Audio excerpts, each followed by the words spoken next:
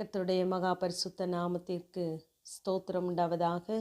119 சங்கீதம் 132 உமது நாமத்தை நேசிக்கிறவர்களுக்கு வழங்கும் நியாயத்தின்படியே என்னை நோக்கி பார்த்து எனக்கு இரங்கும் என்று தாவீது இந்த வார்த்தையை தைரியமாய் சொல்லுவதை நாம் கவனிக்கலாம்.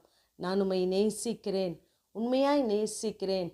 ஆகவே உம்மை நேசிக்கிறவர்களுக்கு நீர் என்ன நியாயம் செய்வீரோ அதன்படி என்னை நோக்கி பார்த்து எனக்கு இரங்கும் என்று சொல்கிறார்.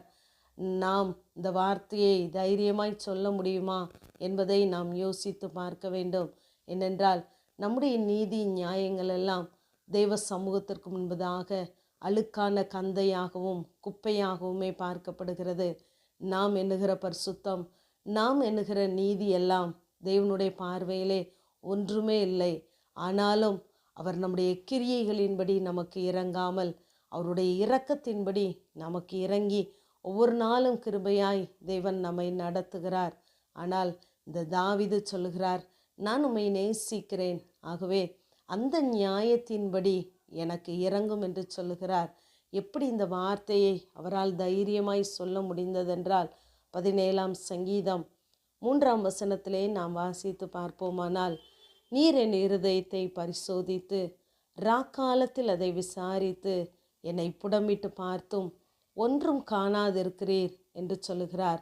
தேவன் நம்முடைய இருதயத்தை விசாரிப்பாரானால், நம்மை புடமிட்டு பார்ப்பாரானால், நம்மிடத்திலே நீதி என்று சொல்வதற்கு என்ன இருக்கிறது என்பதை நாம் சிந்தித்து பார்க்க வேண்டும். இப்படி அவர் தைரியமாய் சொல்வதற்கு தன்னுடைய வாயை அவர் மீறாதபடிக்கு தீர்மானம் பண்ணி வைத்திருந்தார். தன்னுடைய பாதைகளை துஷ்டனுக்கு விளக்கமாய் அவர் காத்து கொண்டு இருந்தார் என்று சொல்லி நாம் தொடர்ந்து வாசிக்கிறோம். தன்னுடைய நடைகளை துஷ்டனுக்கு விலக்கி பாதுகாப்பதற்கு அவர் கற்றுக்கொண்டு இருந்தார். தன்னுடைய வாய்க்கு அவர் அங்கு ஒரு தீர்மானம் வைத்திருந்தார். நம்முடைய வாழ்க்கையிலும் இப்படிப்பட்ட பரிசுத்தமும் இப்படி உண்மையாய் தேவனை நாம் நேசிக்கிறவர்களாய் இருப்போமானால் தேவன் நிச்சயமாகவே நமக்கு இறங்குவார்.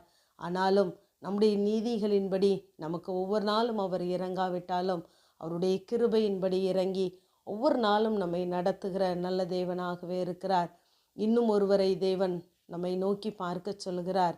ஏசாயா 51 2 உங்கள் தகப்பனாகிய ஆபிரகாமையும் உங்களை பெற்ற சாராளையும் நோக்கி பாருங்கள் என்று சொல்கிறார்.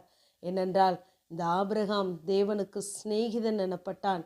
அத்தனையாய் தேவனை நேசிக்கிறவனாக இருந்தான். நாமும் ஆபிரகாமின் சந்ததியாகவே பார்க்கப்படுகிறோம். இங்கு நாம் லூக்கா 19 பார்க்கும் பொழுது சகீவை பார்த்து தேவன் சொல்லுகிறார், இவனும் ஆபிரகாமின் குமாரன் என்று. லூக்கா 13 அந்த கூனியை இருந்தவளை பார்த்து சொல்லுகிறார், இவள் ஆபிரகாமுடைய குமாரத்தி என்று சொல்கிறார். இவர்களை எல்லாம் சொன்னவர் நம்மையும் ஆபிரகாமுடைய சந்ததியாகவே பார்க்கிறார். ஏனென்றால் ஆபிரகாமை நேசித்ததினாலே தான் செய்ய போகிற எந்த ஒரு காரியத்தையும் தேவன் ஆபிரகாமுக்கு மறைக்கவில்லை என்று ஆதியாகமம் 18 நாம் பார்க்கிறோம். ஆகவே அவன் தேவனுடைய நீதியையும் நியாயத்தையும் தன்னுடைய வீட்டாருக்கும் அவனுடைய பிள்ளைகளுக்கும் பிள்ளைகளின் பிள்ளைகளுக்கும் அவன் கற்றுக் கொடுக்கிறவனாக அந்த வழியிலே நடத்துகிறவனாக இருந்தான். ஆகவே நாம் அந்த ஆபிரகாமையும் நோக்கி பார்ப்போம். அவர்கள் எப்படி தேவனை நேசித்தார்கள் என்பதை நாமும் கற்றுக்கொண்டு அந்த வழியிலே நடப்போம். அவன் ஒருவனாய் இருக்கையிலே அவனை அழைத்தார், ஆசீர்வதித்தார், பெருக பண்ணினார். அதே வாக்குத்தத்தம் நமக்கும் உரித்தானது. நம்மை அழைத்திருக்கிறார், நம்மை ஆசீர்வதித்து நம்மை பெருக பண்ண அவர் உண்மையுள்ளவராகவே இருக்கிறார்.